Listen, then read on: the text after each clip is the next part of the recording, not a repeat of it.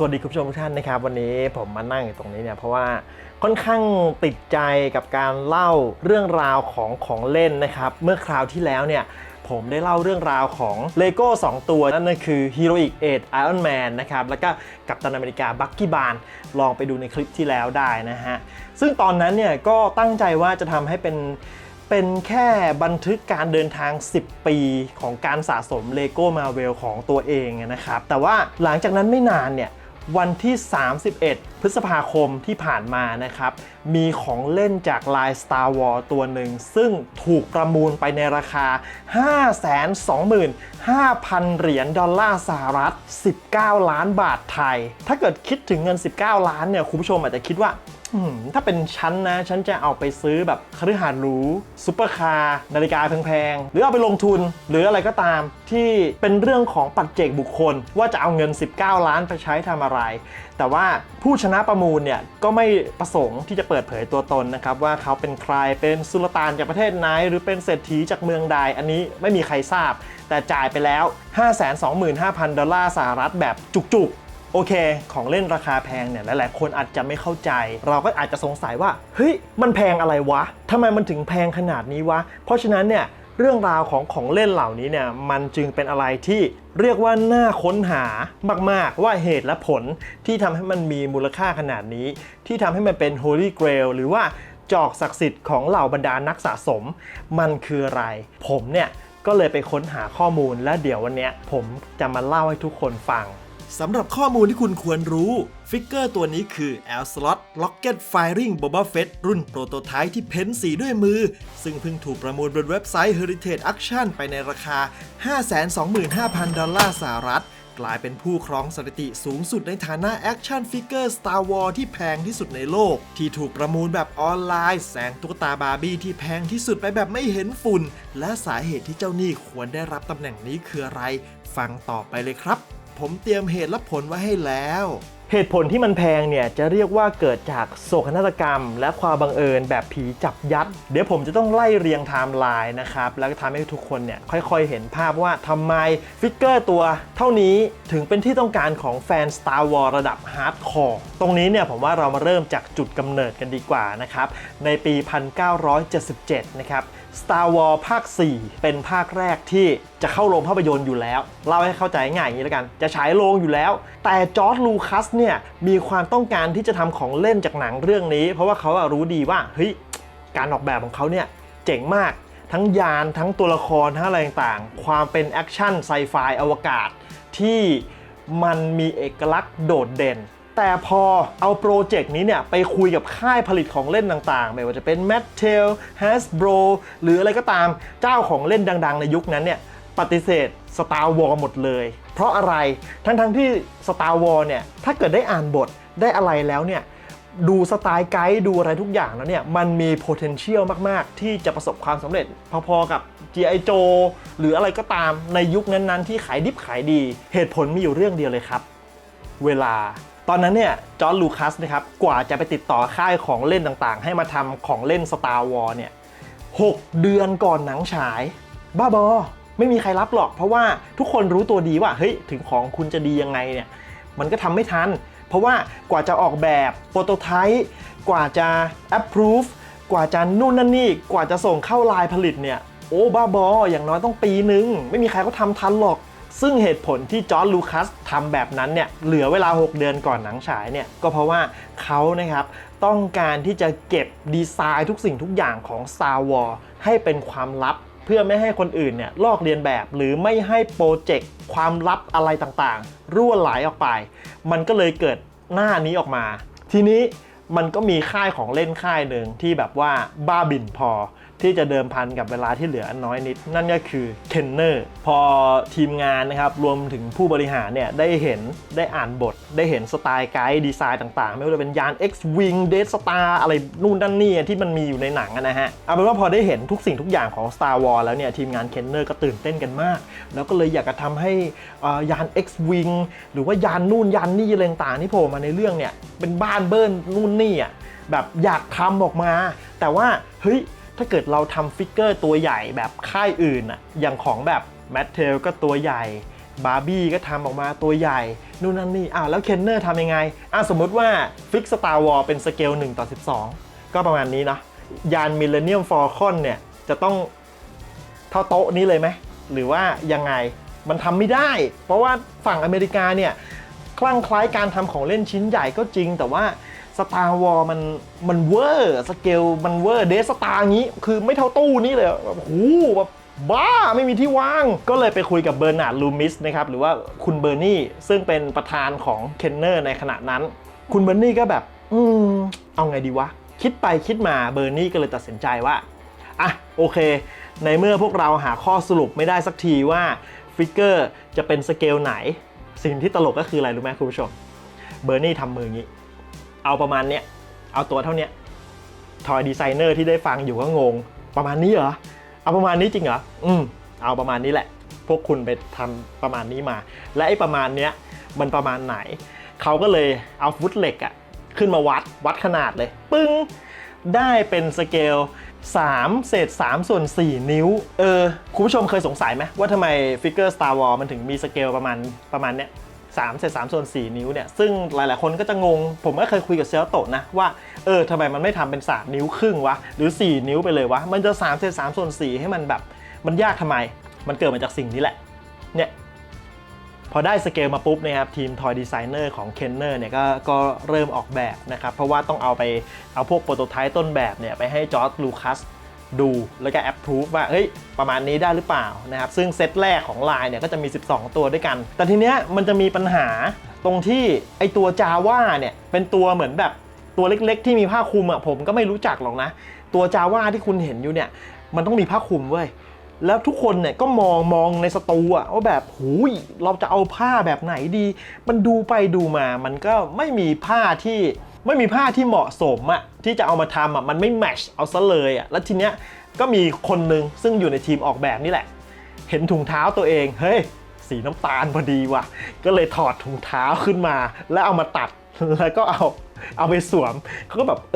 อันเนี้ยเขาท่าทุกคนก็เลยเอาไปเสนอจอร์จลูคัสในสภาพนั้นนะครับซึ่งก็เขาก็ให้สัมภาษณ์นะในรายการ Toy That Made Us ว่าใจหนึ่งผมก็ภาวนานะไม่ให้จอร์จลูคัสเนี่ยหยิบจาว่าเนี่ยมาดูใกล้ๆนะเพราะมันเป็นถุงเท้าที่แบบเขาใส่มาแล้วมันก็เหม็นๆโอเคตรงนี้เนี่ยผมเล่าพื้นเพแล้วก็ที่มาที่ไปของไลน์อัพนี้นะครับไปพอสมควรแล้วทีนี้ผมจะกลับมาที่ Alcelot Firing Rocket Boba Fett ตัวนี้นะครับว่าทำไมมันจึงแพงมันก็ดูเป็นแค่ของเก่าตัวหนึ่งนี่แต่ว่าจริงๆแล้วเนี่ยมันไม่ใช่ครับฟิกเกอร์ที่เพิ่งสิ้นสุดการประมูลไปในราคา 525,000 ดอลลาร์สหรัฐหรือประมาณ 19.3 ล้านบาทตัวนี้เนี่ยเป็นโปรโตไทป์ที่ไม่เคยออกมาวางจำหน่ายจริงและโบบ้าเฟตเนี่ยก็ไม่ได้มีบทบาทใน Star Wars ภาคแรกด้วยทุกคนก็ไม่รู้ว่าเป็นใครมายังไงแต่ว่าในวันที่ 17 พฤศจิกายนนะครับปี 1978ช่วงก่อนคริสต์มาสนิดหน่อยเขาก็จะมีแอนิเมชันนะครับที่ฉายในช่วง Holiday Special ช่วงวันหยุดนะแอนิเมชันนี้เนี่ยมีชื่อว่า The Story of the Faithful Wookiee นะครับหรือว่าเรื่องราวของ Wookiee ผู้ซื่อสัตย์อะไรประมาณนั้นซึ่ง Boba Fett เนี่ยปรากฏตัวครั้งแรกในแอนิเมชันนี้เป็นการ์ตูนซึ่งตอนนั้นเนี่ยไม่มีใครรู้เรื่องราวเกี่ยวกับตัวละครตัวนี้เลยว่าเป็นใครมาจากไหนเป็นชาวอะไรเป็นนักกล้าเป็นอะไรไม่รู้เลยรู้แค่ว่า Boba Fett เนี่ยแม่งเท่แม่งมีเจ็ตแพ็คข้างหลังบินได้นู่นนั่นนี่ทีมงานเคนเนอร์ก็เลยรู้สึกว่าเชี่ยไม่รู้นะว่าเป็นตัวอะไรแต่ดีไซน์เท่ชุดเท่แล้วก็อยากจะทำเจ็ตแพ็คข้างหลังเนี่ยให้มันยิงจรวดได้เป็นมีสวิตช์และกดและจรวดพุ่งปิ้วก็เลยออกแบบมานะครับโปรโตไทป์ตัวแรกของ Boba Fett เนี่ยก็คือ Rocket Firing Boba Fett ต่อจากนี้ผมจะเรียกมันว่า Boba Fett Alcelot ละกันนะครับเพื่อที่จะจำแนกมันได้ง่ายขึ้นนะเอาเป็นว่าทีมงาน Kenner เนี่ยก็พัฒนาโปรโตไทป์ของ Alcelot Boba Fett ขึ้นมานะครับซึ่งหลายๆตัวนี้ก็มีหลายสีเป็นสีแบบสีเทาอมฟ้าบ้างแล้วก็มีบางตัวที่แบบแขนขาแบบคนละสีกันอะไรเงี้ยก็โปรโตไทป์มันไม่ใช่สีจริงนึกออกไหมแต่ว่ามันจะมี5ตัวด้วยกันที่ถูกเพ้นสีแบบเป็นเดโมก่อนที่จะวางขายจริงตรงนี้อกประมาณนี้ไหล่ประมาณนี้หมวกเหมือกอะไรสีประมาณนี้มี5ตัวและในระหว่างนั้นเนี่ยช่วงเวลาใกล้ๆกันในระหว่างที่ทุกคนกำลังแบบพัฒนาตัวโปรโตไทป์เนี่ย มันมีโศกนาฏกรรมเกิดขึ้นครับในเดือนธันวาคมปี 1978 นะครับมีเด็กชายคนหนึ่งชื่อว่าเด็กชายโรเบิร์ตเจฟฟรีย์วอร์เรนอายุ 4 ขวบกำลังนั่งเล่นของตัวเองอยู่นะครับมันคือยานไซโคลนไรเดอร์ซึ่งมาจากทีวีซีรีส์เรื่อง Battlestar Galactica นะครับซึ่งเป็นเรื่องราวไซไฟอวกาศคล้ายๆ Star Wars นี่แหละเอาจริงๆผมก็ไม่เคยดูนะโดยไซโคลนไรเดอร์ลำนี้เนี่ยบริษัทแมทเทลเป็นผู้ผลิตและโศกนาฏกรรมที่เกิดขึ้นคืออะไรยานไซโคลนไรเดอร์หรือว่าของเล่นในช่วงยุคนั้นนะครับก็มันจะมีแบบกลไกที่เอาจรวดบรรจุเข้าไปในช่องโหลดกระสุนแล้วมันก็จะมีสวิตช์ให้กดและกระสุนมันก็จะพุ่งปิ้วอย่างเลโก้ในบางตัวในปัจจุบันนี้ก็ยังมีนะแหมรู้งี้นี่หาตัวอย่างมาให้ดูเดี๋ยวรอแป๊บหนึ่งเอาเป็นว่าคุณลองจินตนาการนะว่าของเล่นที่มีจรวดแบบนี้แล้วก็ยัดเข้าไปในสล็อตแบบนี้พอกดสวิตช์บางอย่างกระสุนมันจะพุ่งแบบนี้ไอตัวไซโคลนไรเดอร์เนี่ยมันก็เป็นแบบนั้นนะครับแล้วก็เด็กชายโรเบิร์ตเจฟฟรีย์วอร์เรนเนี่ยก็เล่นอีท่าไหนก็ไม่รู้กระสุนที่ว่าเนี่ยของยานไซโคลนไรเดอร์เนี่ยพุ่งเข้าไปในปากแล้วก็เข้าไปติดหลอดลมซึ่งแน่นอนว่าทางบ้านเนี่ยก็เดือดร้อนเลยตอนนี้ก็พากันส่งโรงพยาบาลกันจ้าละวันแม้ว่าทางทีมแพทย์นะครับจะสามารถคีบเอากระสุนออกจากหลอดลมได้แล้วน้องก็เกิดภาวะสมองขาดออกซิเจนนะครับก็นอนอยู่ที่โรงพยาบาลจนกระทั่งเสียชีวิตในวันที่ 31 ธันวาคม ปี 1978 เป็นวันส่งท้ายปีพอดีพอฟังมาถึงตรงนี้เนี่ยคุณผู้ชมหลายคนก็อาจจะงงว่าอ้าวแล้วมันเกี่ยวอะไรกับ Star Wars เกี่ยวอะไรกับ Boba Fettที่กำลังจะพัฒนาด้วยแน่นอนว่ามันเกี่ยวเพราะว่า Boba Fett นะครับกำลังจะเป็นของเล่นที่ยิงจรวดจากเจ็ตแพ็คด้านหลังเหมือนกันเลยความซวยมันไม่จบแค่นั้นนะครับเพราะว่าหลังจากที่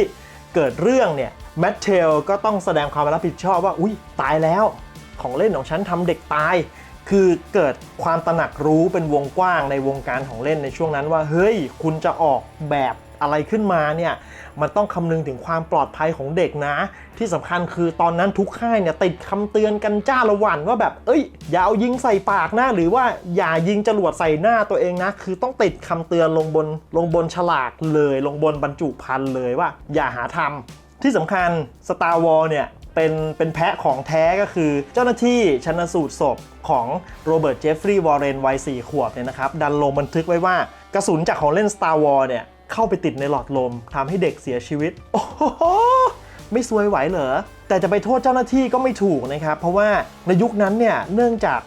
เขาเรียกอะไรอะสื่อมันไม่ได้เข้าถึงทุกคนนะแล้วทีนี้เนี่ยการจะแยก Star Wars กับ Battlestar Galactica ที่เป็นซีรีส์ไซไฟเหมือนกันเนี่ยออกจากกันเนี่ยเฮ้ยมันยากและถ้าสมมติว่าผู้ชันสูตรคนนั้นเนี่ยเขาไม่ได้ดูหนังไม่ได้ดูทีวีเขาไปดูรายการตลกหรืออะไรอย่างอื่นเนี้ยเขาก็ไม่รู้จักแม้กระทั่งพวกเราทุกวันนี้เนี่ยยังไม่ได้รู้จักการ์ตูนทุกเรื่องอนิเมะทุกอันที่ฉายเราก็ไม่ได้ดูครบถูกไหมครับเพราะฉะนั้นอันนี้เป็นเรื่องที่เกิดขึ้นได้แล้วทีนี้เท่านั้นยังไม่พอ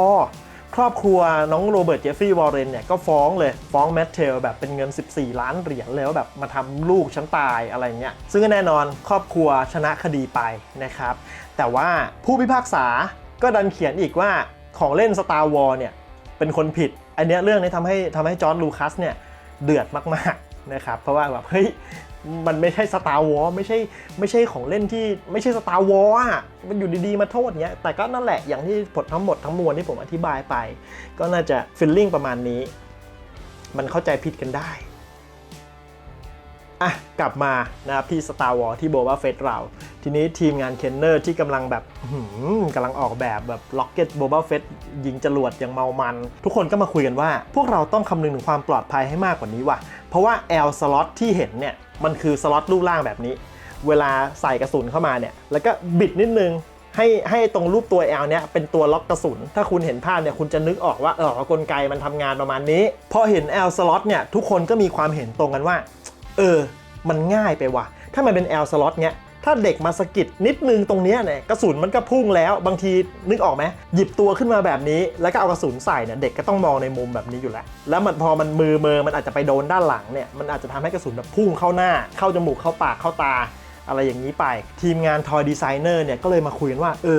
รูปตัว L น่าจะไม่เวิร์กว่ะ เรามาลองปรับมันนิดนึงแล้วกันคราวนี้ก็เลยทำเป็นรูปตัว J ออกมาเหมือนที่คุณผู้ชมเห็นอยู่ในภาพนี้เนี่ยคือ J Slot Rocket Firing Boba Fett ซึ่งเป็นโปรโตไทป์ที่แพงเหมือนกันแต่ไม่เท่า L หายากกว่า J เนี่ยมันจะเป็นตัวล็อกแบบนี้ซึ่งโอเคเวลาจะยิงมันต้องดึงลงมานิดนึงกึ้งแล้วก็บิดแล้วก็ถึงกระสุนถึงจะพุ่งไป